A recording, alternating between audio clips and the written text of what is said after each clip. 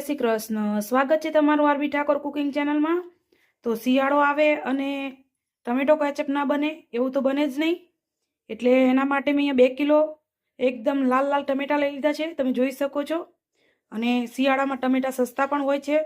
આપણે બજારમાંથી tomato ketchup લાવીએ એના કરતાં ઘરે બનાવો સારો. તો અહીંયા મેં 2 કિલો ટમેટા લઈ લીધા છે. હવે આપણે સરસ ચોખ્ખા પાણીથી ધોઈ લઈશું.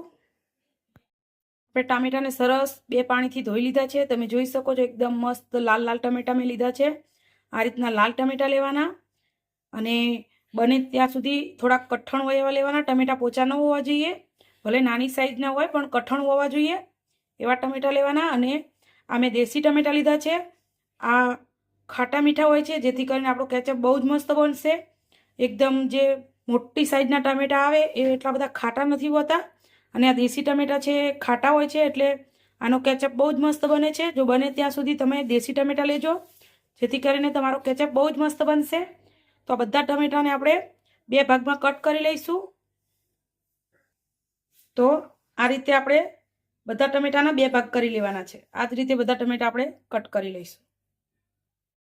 આપણે બધા જ ટમેટાને આ રીતે 2 ભાગમાં કટ કરી લીધા છે. સરસ. હવે આપણે આમાં 1 ચમચી મીઠું નાખીશું અને આપણે ગેસ ઉપર મૂકી દઈશું. હવે આપણે ગેસ ઉપર કડાઈ મૂકી દીધી છે. હવે આપણે સરસ બધું મિક્સ કરી લેવાનું છે અને ટમેટાને સરસ એકદમ ગળી જાય ત્યાં સુધી આપણે ચેડવવાના છે. મીઠું નાખી અને આપણે સરસ મિક્સ કરી લીધું છે. હવે આપણે આને ઢાંકી અને સાવ ધીમા તાપે ચડવા દેવાનું છે. આપણે પાણી બિલકુલ નથી નાખવાનું. તમે જોઈ શકો છો આપણા ટમેટા સરસ ચડવા લાગ્યા છે. આમાં જો તમારે લસણ ડુંગળી નાખવું હોય તો તમે નાખી શકો છો. હું અહીંયા બિલકુલ સાદો બનાવવાની છું, લસણ ડુંગળી નથી નાખવાની.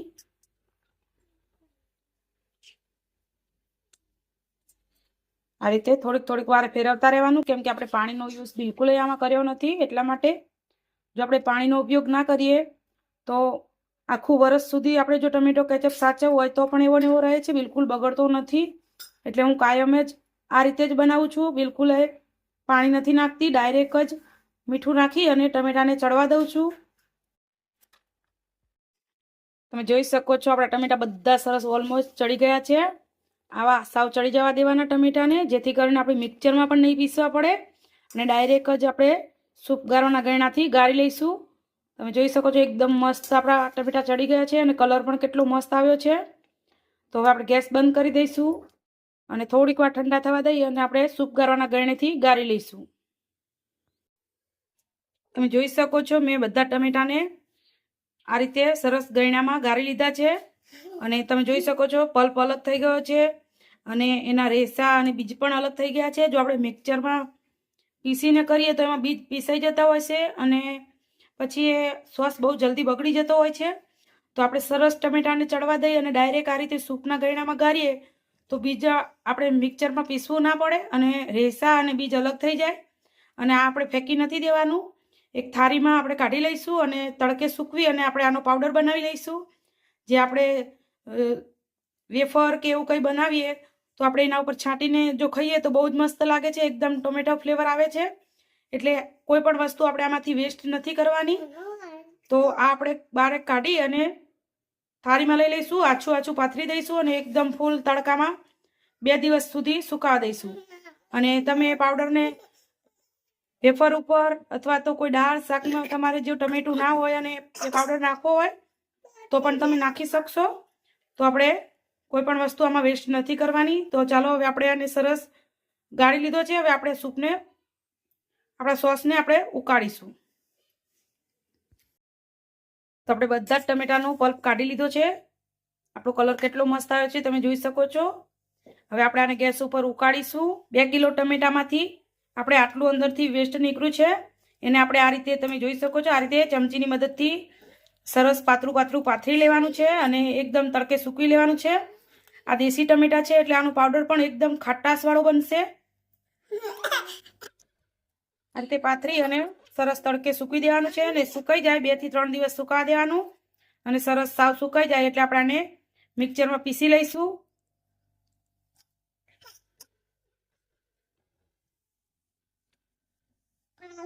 અને ટમેટાને કટ કરીને કઈ રીતે સ્ટોર કરવા એની રેસીપી જોતી હોય તો મને કોમેન્ટ કરીને જરૂરથી કહેજો, એ પણ હું તમારી સાથે શેર કરીશ. આપણે ગેસ ઉપર કઢાઈ લઈ લીધી છે, હવે આપણાને ઉકાળવાનું છે. તો અહીંયા મેં 200 ગ્રામ જેટલી ખાંડ લીધી છે, એ નાખીશું, જેથી આપણા સોસનો ટેસ્ટ એકદમ ખાટો મીઠો આવશે. મીઠું આપણે નાખેલું જ છે. અને અહીંયા મેં 1 ચમચી લીંબુના ફૂલ લીધા છે, એ નાખી દઈશું. લીંબુના ફૂલ નાખવાથી આપણો ટમેટો કેચઅપ બિલકુલ બગડતો નથી અને એકદમ મસ્ત બને છે. અને જો તમારી પાસે લીંબુના ફૂલ ન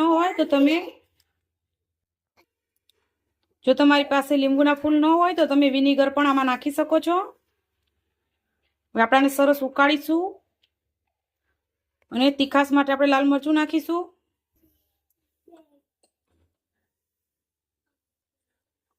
તો અહીંયા હું તીખું લાલ મરચું લઉં છું. મેં અડધી ચમચી લીધું છે, કેમ કે મારી પાસે તીખું મરચું છે.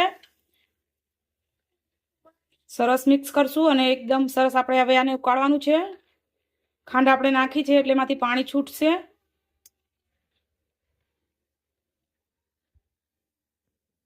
આપણે મીઠું નાખ્યું છે, પણ આપણે એમાં 1 નાની ચમચી જેટલો સંચળ પાવડર નાખીશું, જેથી એનો ફ્લેવર બહુ જ મસ્ત આવશે. સરસ મિક્સ કરી લેવાનું છે.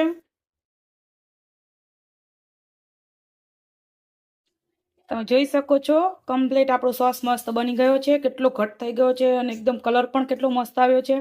આપણે બિલકુલ કોઈ પણ કલર આપણે આમાં વાપર્યો નથી. નેચરલ જે ટમેટાનો કલર હતો એ જ આપણે ટમેટા કેચઅપમાં આવ્યો છે. હું તમને બતાવું, આ રીતે ચમચામાં કોટિંગ થાય એટલે આપણો સોસ બરોબર કમ્પ્લીટ થઈ ગયો છે. હું તમને હજી બીજી એક રીત શીખડાવું કઈ રીતે ચેક કરવું કે ટમેટાનું કેચઅપ બની ગયો કે નહીં. તો અહીંયા મેં એક રકાબીમાં લઈ લીધો છે અને આ રીતે કરું તો પણ રેલાતો નથી બિલકુલ. તમે જોઈ શકો છો, જો રેલાતો હોય, અંદરથી પાણી છૂટું પડતું હોય તો આપણો ટમેટો કેચઅપ થોડીક વાર માટે આપણે ફરીથી ચડવા દેવાનો, ઉકળવા દેવાનો. તમે જોઈ શકો છો બિલકુલ રેલાતો નથી. આવો થઈ જાય ત્યાં સુધી આપણે આને ઉકાળવાનો છે.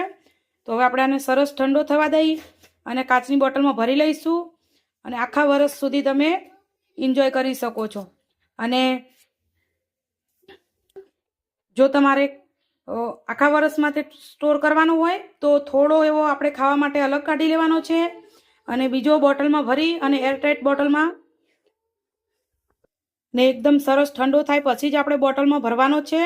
અને બને ત્યાં સુધી કાચની બોટલમાં જ ભરજો અને થોડો એવો બહાર રાખવાનો. આપણે વાપરવા માટે રોજ વાપરતા હોય એ અલગ રાખવાનો અને જે સ્ટોર કરીને રાખવાનો હોય એ અલગ મૂકી દેવાનો. રોજે રોજે એને નહીં ખોલવાનો, જેથી કરીને તમારો સોસ આખું વર્ષ માટે એવો ને એવો રહેશે.